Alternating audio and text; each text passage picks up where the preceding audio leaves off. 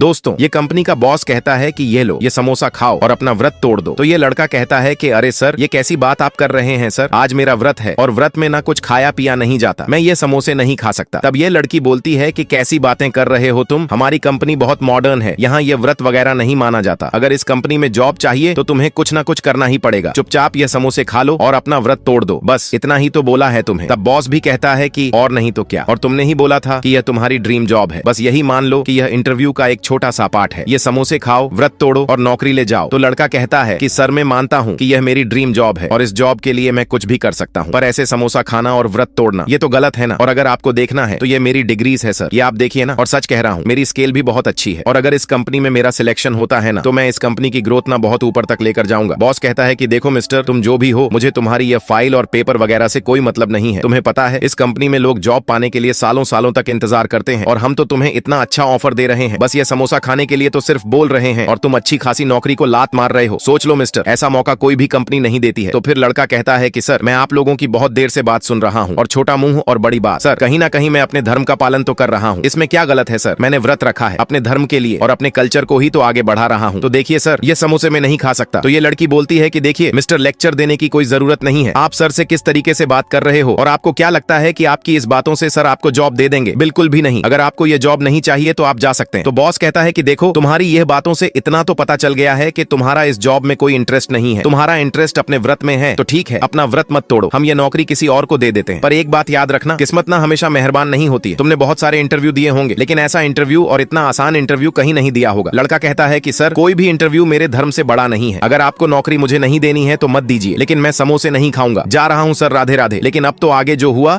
इससे आप जरूर देख कर जाना, लेकिन इससे पहले जाओ बेटे, अगर अभी कोई लड़की इस शॉट में डांस कर रही होती, तुम खुशी खुशी लाइक सब्सक्राइब कर देते, लेकिन आज मेरे लिए नहीं करोगे क्या? और कमेंट में मेरे स्वामी श्री राम का नाम लिख देना, तुम्हारा आगे का समय अच्छा आए। फिर बॉस कहता है कि अरे रुकिए भैया, हम सैलरी डिस्कस कर ले, कितनी सैलरी लोगे? लड़का कहता है सर, आप कुछ भी बोले, मैं अपना व्रत नहीं तोड़ सकता। तो बॉस कहता है कि अरे मेरी बात तो सुनिए, हमारी कंपनी में ना बहुत सारे लोग इंटरव्यू देने आते हैं और इस जॉब को पाने के लिए हमारी हाँ में हाँ मिला देते हैं। तुम पहले ऐसे इंसान मिले हो जिसने अपने धर्म को, अपनी आस्था को आगे रखा, मैं बहुत खुश हूँ तुमसे। तब लड़की कहती है कि और बात सिर्फ धर्म और आस्था की नहीं है, वह तो सबकी अपनी पर्सनल है, किसी को अपना धर्म फॉलो करना है, किसी को नहीं करना है। हमें तुम्हारी यह बात अच्छी लगी कि तुम अपनी बात पर टिके रहे, तुमने हमारी बात को सुनकर इस जॉब को देखकर कोई लालच नहीं दिखाए, बालिके तुम्हारा जो फैसला था उसके ऊपर तुम अड़े रहे, तुम हमारी कंपनी के लिए बहुत लॉयल हो। असल में बॉस ने लड़के का इस तरीके से इंटरव्यू लिया और इसमें लड़का पास हो गया। दोस्तों, वह कहते हैं ना कि अच्छे लोगों के साथ भगवान कभी भी बुरा नहीं होने देते।